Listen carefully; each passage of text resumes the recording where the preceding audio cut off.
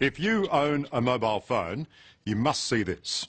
For years, the experts have been arguing over them. Some say they're perfectly safe. Others claim they fry your brains. Well, an international team of doctors, including two of Australia's finest surgeons, have just released their latest comprehensive research. And as the father of young children, it really made me sit up and take notice. They say prolonged use of mobile phones could double the risk of malignant brain tumours, the deadliest of all cancers, the kind that leaves no survivors. With an entire generation now growing up hooked on their mobiles, that could be absolutely devastating.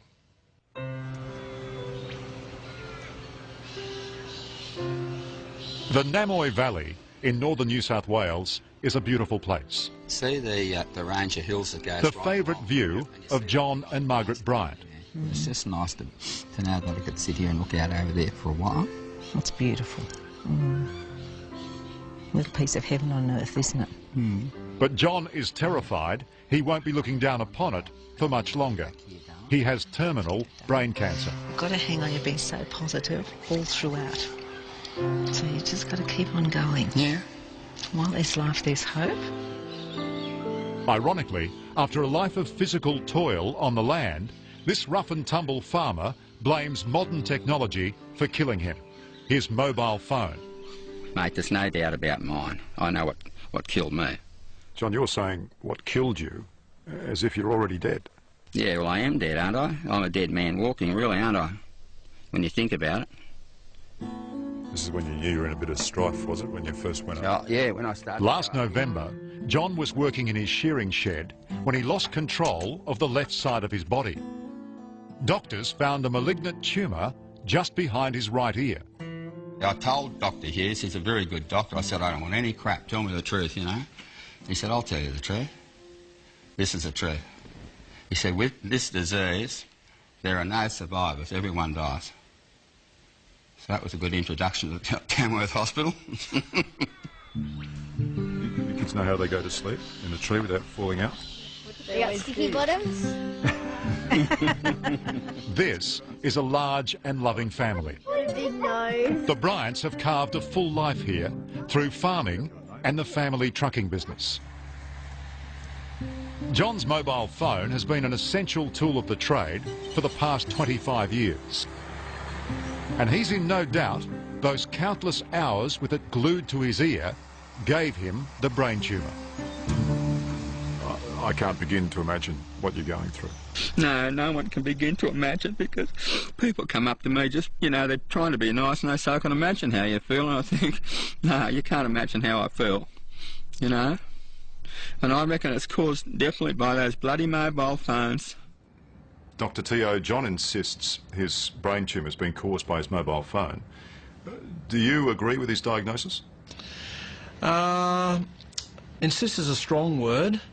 And there are always two sides to every story. But if the question is, do I believe that mobile phones can cause brain cancer, the answer is yes, I do. Exactly. The fact that you've deteriorated so much in the last 3 days means that you probably won't survive more than about 3 more weeks with this. Yeah. It's that bad. Yeah, I know. I know it's bad. Dr. Charlie Teo is John's neurosurgeon, his last hope to beat the tumour. He's also the co-author of a frightening new study that's predicting a dramatic increase in brain tumours caused by the long-term use of mobile phones. That's a huge fear. I mean, what if we're right? Then if we're right, we're going to see a huge increase in brain tumours and brain cancer in the next decade or so. It's going to be frightening. And guess what, Lamb? We're already frightened by what we're seeing.